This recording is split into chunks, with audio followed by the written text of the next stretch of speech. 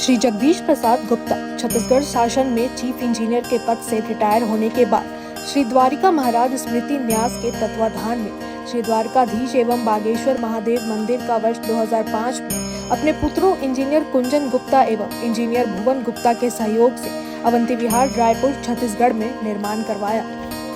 श्रीमद् भागवत कथा, राम कथा, गीता तत्व, वेदांत आदि के तात्पर्य को व्यासपीठ से कहने के कारण संतों द्वारा इन्हें आचार्य श्री जगदीश भी कहा जाता है। अपना संपूर्ण जीवन परमात्मा की सेवा में दिया। उन्होंने परमात्मा भगवान श्री द्वारिकाधीश के दिव्य गुणों और कर्मों को लेकर अभी तक 15 ग्रंथ लिखे हैं, जिन ग्रंथों को भारतवर्ष के जगत गुरु और महापुरुष संतों के द्वारा आशीर्वाद प्राप्त हुआ है।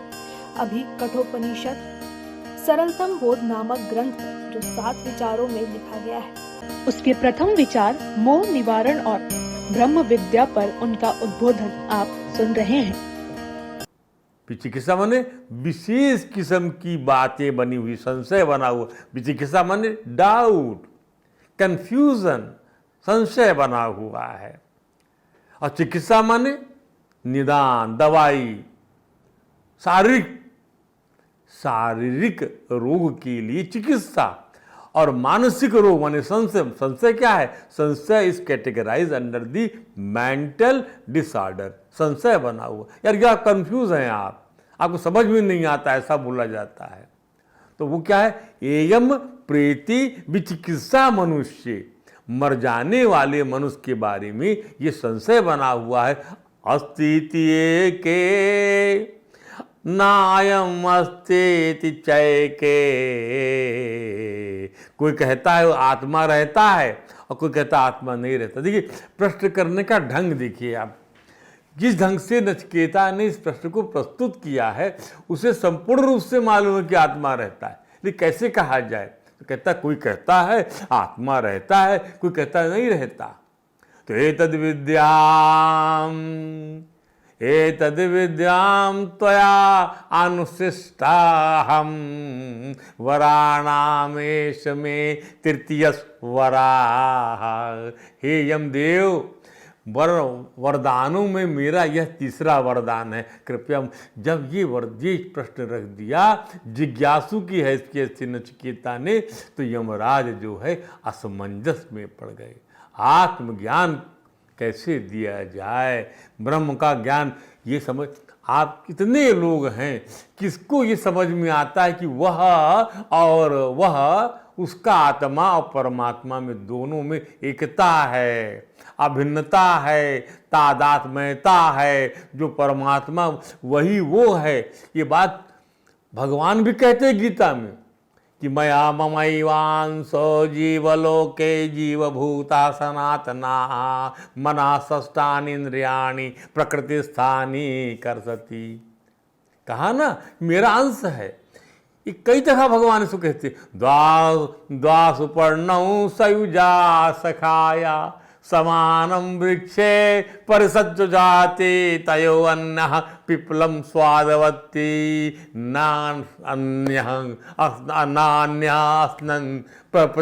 अभिचाकशीति। और एक दो पक्षी इस शरीर रूपी वृक्ष में विद्यमान है, उसमें एक जो और सखा हैं, दोनों साथ रहते हैं। उसमें एक जो होता है इस शरीर के रूपी वृक्ष के फलों को, सुख दुख को भोगता है, और दूसरा उसको जो है देखता साक्षी रूप से। तो भगवान ये कहने के लिए है, भगवान चाहते हैं कि तुम भी साक्षी हो। जैसे समझिए इस चीज को, ये कोई वस्तु यहाँ पर रखी हुई है, यह तांबे का पंचपात्र है। अब हम इसको हटा लेते हैं कि पंचपात्र नहीं है, तो जो है और नहीं है दोनों बातों का साक्षी है, वह हमारा आत्मा है। इसी को समझने की आवश्यकता है। यह आसान विषय नहीं है। यदि ये समझ में आपको आ जाएगा तो ईश्वर के साथ में आपका तादात्म्य हो जाएगा। यही आपकी अविद्या की मुक्ति हो जाएगी। आत्मा तो सर्वथा जो है वो परमात्मा के साथ जुड़ा हुआ है, कभी अलग ही नहीं है। जैसे बूंद पानी की आपको यहाँ अलग लगती है, नहीं, वैसा नहीं है। तो ये प्रश्न, इसलिए उसने ये बात कह दी, पूछ लिया। अब जब ये प्रश्न पूछ लिया है तब जाकर जो है यमराज को सोचना पड़ गया कि आज कैसे इस प्रश्न का उत्तर प्रस्तुत किया जाए इसके सामने।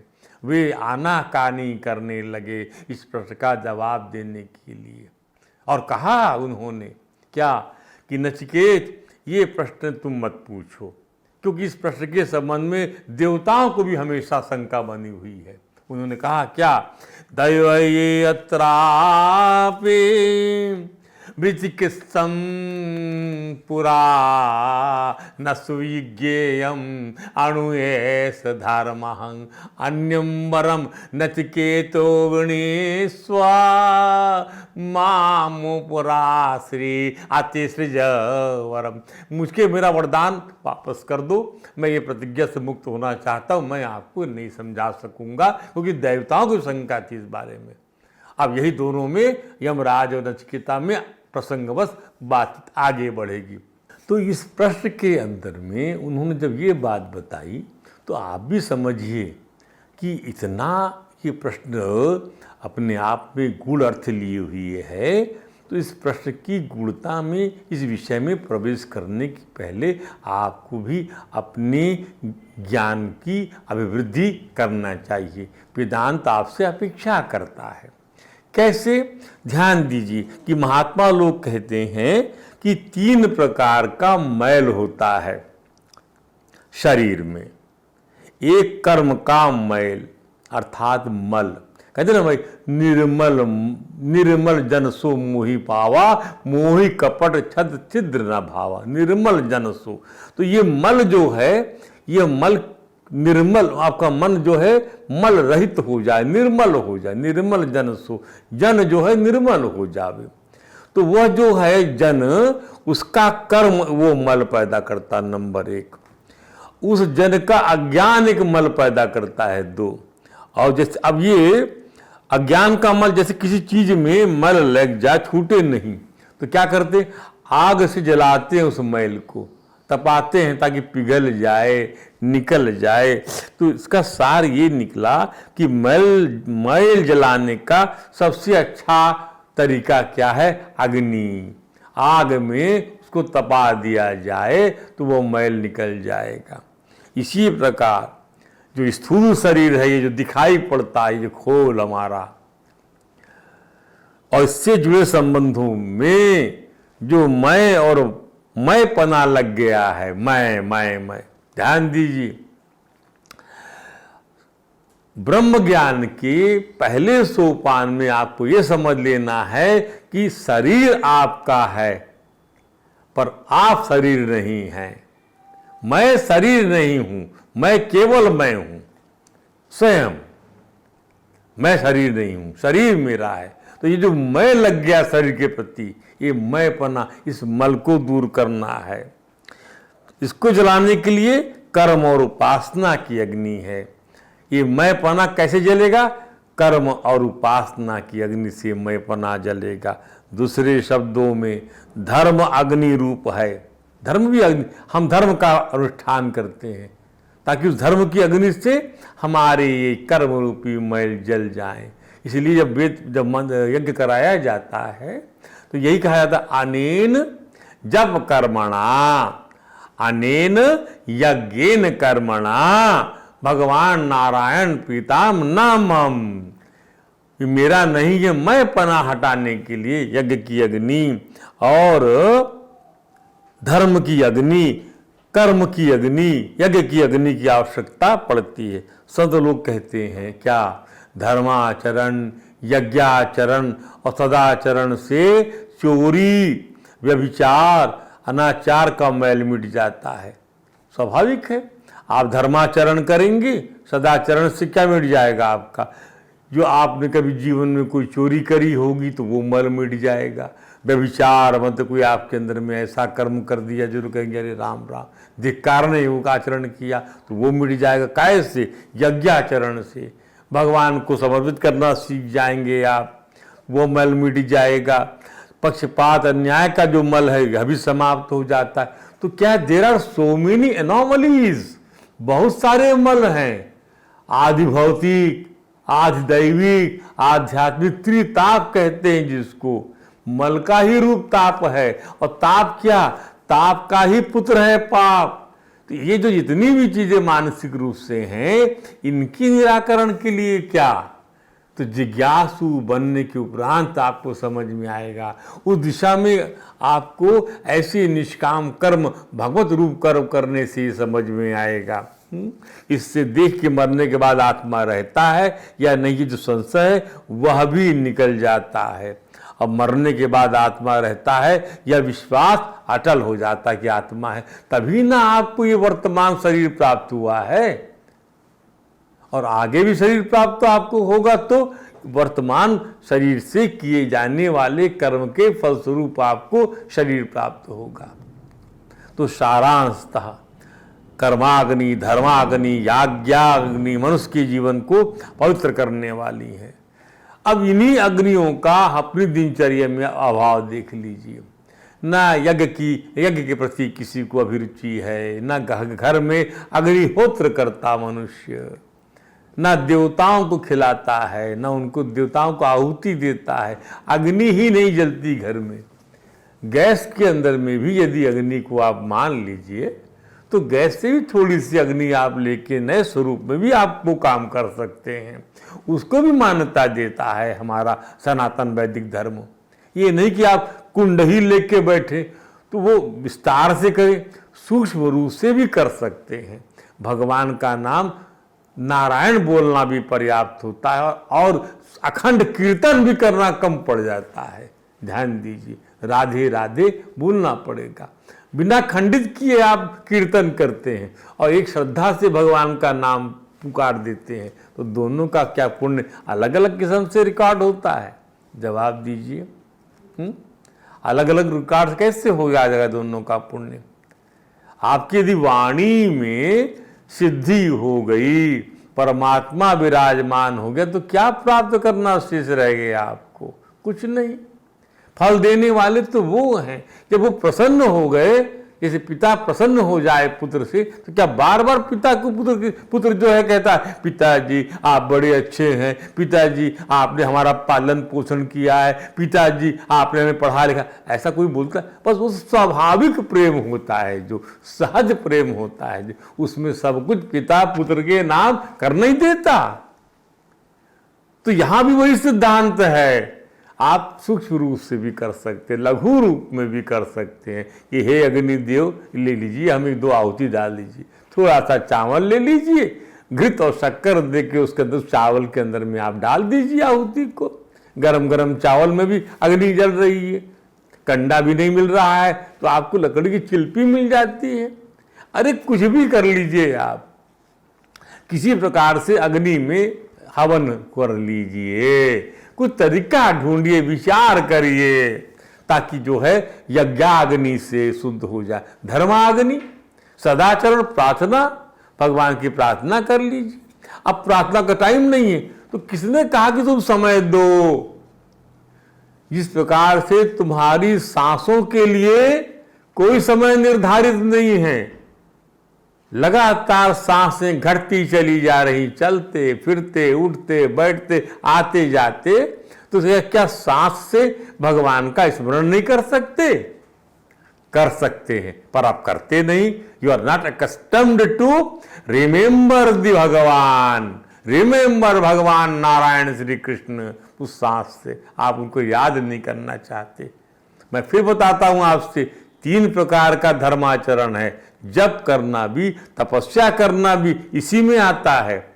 आप भगवान का बैठ के, समय नहीं बैठने का, अरे तुम्हारे के पास समय है? समय तो है ही नहीं किसी के पास, समय किसी के पास नहीं है। आप ध्यान दीजिए, समय आप समय को नहीं काट, समय आपको काट रहा है। आपको इस समय के साथ में इसका एक एक क्षण अपनी आयु का आप इस्तेमाल करना सीख लीजिए। कैसे सीखेंगे? सांस से जप करना काम करते जाइए, धन कमाइए, आइए जाइए, मिलिए जुलिए, उठिए बैठिए, खेल हंसी खेल ठिठोली सब करिए, लड़िए झगड़िए, लेकिन भगवान का स्मरण क्यों छोड़ते हैं? सांस से एक किस्म का जप होता है, राम राम, राम, हे कृष्ण, हे माता, हे माता, हे गुरु, हे गुरु। ये वाचिक जप कहलाया। शास्त्र कहते हैं इससे 1000 गुना श्रेष्ठ होता है। क्या? वाचिक जप के 1000 गुना श्रेष्ठ होता है अनुवांशिक जप। मेरा मुंह, होंठ हिल रहे हैं,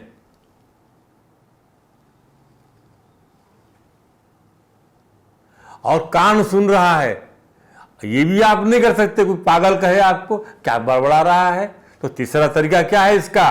तीसरा तरीका यह है कि मैं बात कर रहा हूं आपसे, मेरी सांसें जब रही हैं भगवान को, मैं एक सेकंड भी भगवान की बिना एक सांस नहीं ले सकता। एक संत थे, खुर्राटे मारते थे तो उनकी सांस से राम निकलता था।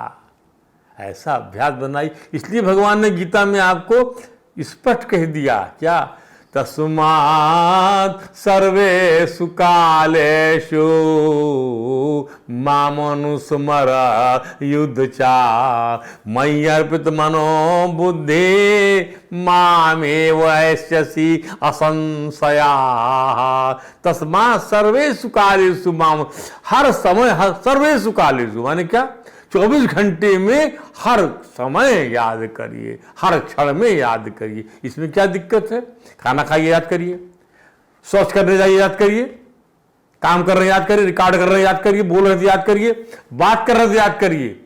लेकिन यही नहीं करते, भगवान से विमुख होकर अपनी झाड़ते रहते हैं। मेरी सुनो, तेरी क्या सुने? तेरी क्या सुने? तूने क्या सीख लिया दुनिया से?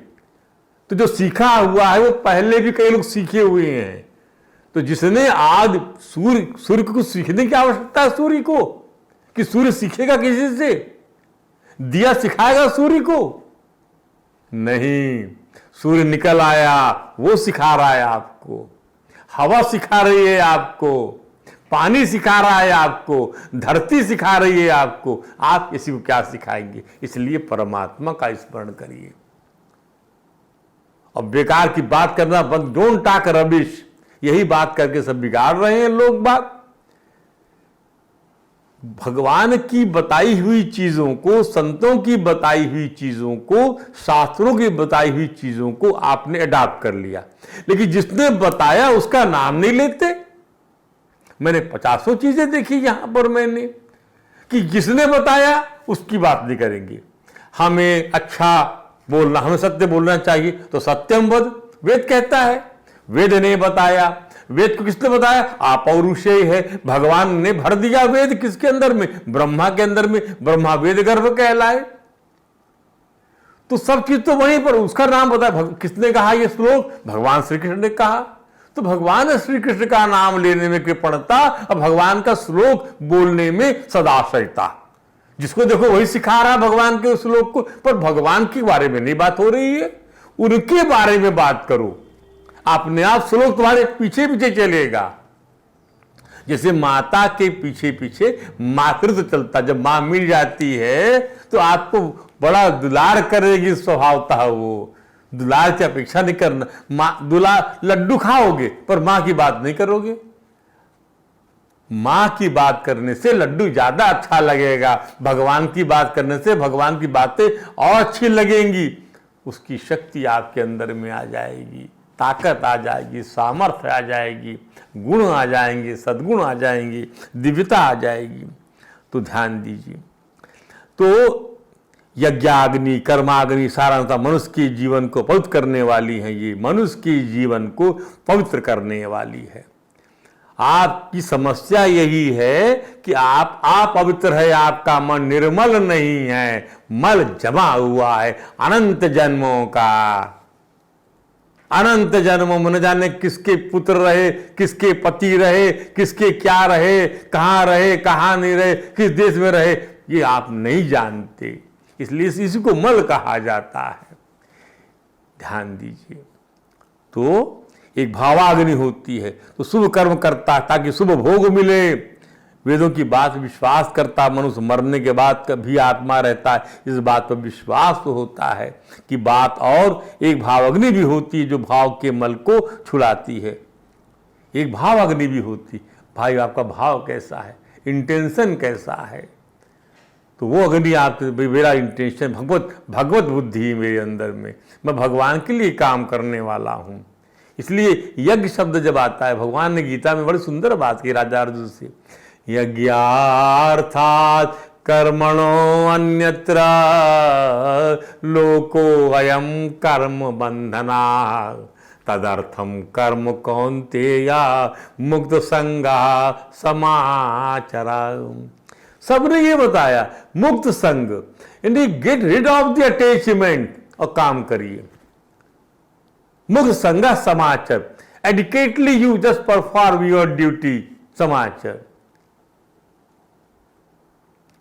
यज्ञार्थात् कर्मो, यज्ञ, यदि यज्ञ का अर्थ क्या है, परमात्मा के लिए, भगवान ही यज्ञेश्वर, जो यज्ञ का ईश्वर है उसके लिए। इस बात को यूं समझिए, मैं इसको इतना समझाता हूं, आपसे समझने का प्रयास करिए। भगवान सुखदेव ने कहा क्या, तपस्विनो मंत्र विदा यशस्विनो मंत्र विदा तपस्विनो मंत्र विदा यशस्विनो क्षेमं न विन्दन्ति विना यदर्पणम तस्मै सुभद्र श्रवसे नमो नमः। कितना भी यशस्वी मनुष्य हो, मनस्वी हो, तपस्वी हो, उसको क्षेम प्राप्त नहीं होगा, उसका कल्याण नहीं हो सकता जब तक वह अर्पण ना कर दे अपने क्षेम को, क्योंकि भगवान की प्रकृति से सब प्राप्त किया, भगवान की योग माया से उसको सारी उपलब्धियां हुई हैं, उसमें अपना उसका कोई श्रेय नहीं है, भगवान निमित्त बनाते हैं। अर्जुन को तो भगवान ने आउटरेजली रिजेक्ट कर दिया है कि तुम बार बार ये बात कहते हो क्या कि मैं नहीं लड़ना चाहता, मैं इनको नहीं मारूंगा, मैं ये काम नहीं करूंगा। अरे सुबह से लेकर शाम तक ऐसे अनेक काम होते हैं जिन कामों को आप अनचाहे में आपसे वो काम होते हैं, एक करना होता है, एक होना होता है। भगवान ने चुप करा दिया। क्या कहा भगवान ने, क्या, कालो अस्मि लोक क्षय कृत प्रविद्धो,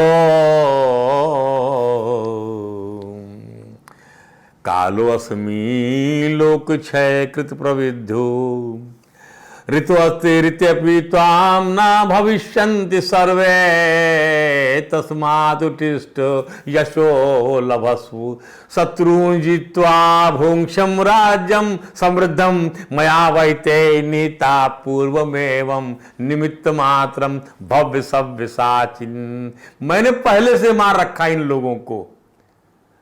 आप भी समझिए, पहले से ही सब लिखित है, आपके हर क्षण का हिसाब, आपकी इस आयु में ऐसा, इस आयु में ऐसा। केवल एक छोटी सी फ्रीडम दे दिया भगवान ने, कुछ नया काम कर जाओ दुनिया में। कुछ काम करे थे तो शरीर मिल गया, और कुछ काम करोगे नया शरीर मिल जाएगा तो नया काम हो गया, और जो अनंत जन्मों का काम है वो संग्रहित हो गया, तो आपका अपना क्या रह गया, नवीन कर्म के। भैया ये जो जीवन मिला है, इस जीवन को सार्थक बना ले, जान जाए, आत्मज्ञान की तरफ प्रवृत्त हो, जिज्ञासु बनकर किसी जानकार ब्रह्म ज्ञानी से पूछे। भगवान ने ब्रह्म ज्ञानी तो गीता है क्या, गीता में आप पढ़ते होंगे, लिखा हुआ है ओम तत्सदिति श्रीमद् गीता भगवद गीतासु उपनिषत्सु ब्रह्म विद्यायाम योग शास्त्रे श्री कृष्ण अर्जुन संवादे अक्षर ब्रह्म योगो नाम 12वां अध्याय। ऐसा भगवान ने समझाया। तो ब्रह्म विद्या है और निष्काम कर्म योग भक्ति परख है, मेरे परख है। ये मैं ही ब्रह्म हूं और मैं ही निष्काम कर्म का प्रणेता हूं और सारे कर्म मुझको समर्पित होंगे, ये भगवान कहते हैं। इसी प्रकार से अब समझने की आवश्यकता है। तो शरीर जितने बुरे कर्म तो नहीं होते, पर मन में बुरे भाव आते हैं, तो इसमें जो प्रभु के ध्यान की पद्धति है, योगाभ्यास में मन को निरुद्ध करने की प्रवृत्ति है, पद्धति है, वह अंतःकरण में जमे हुए मल को निकाल देता है। अंतःकरण में जमे हुए मल को योगाभ्यास निकालता, ये भी एक योगाग्नि प्रज्वलित हो गई। तो साधारणतः मनुष्य, ये इसको ही भावाग्नि कहते हैं। तो साधारणतः मनुष्य दूसरे के मल को बहुत जल्दी देख लेता है, दूसरे के मल को बहुत जल्दी देख लेता है, पर अपने मन में जो मैल जमा हुआ है उसका पता नहीं चलता। हरे राम राम राम हरे हरे, हरे कृष्ण कृष्ण कृष्ण हरे हरे। हमारे ग्रंथ कठोपनिषद सरलतम बोध में कुल 7 विचार लिखे गए हैं। प्रथम विचार जो आप सुन रहे हैं, मोह का निवारण और ब्रह्म विद्या, इस संबंध में आज इतना ही बताया गया है। अगले भाग में इसके आगे आपको बताया जाएगा।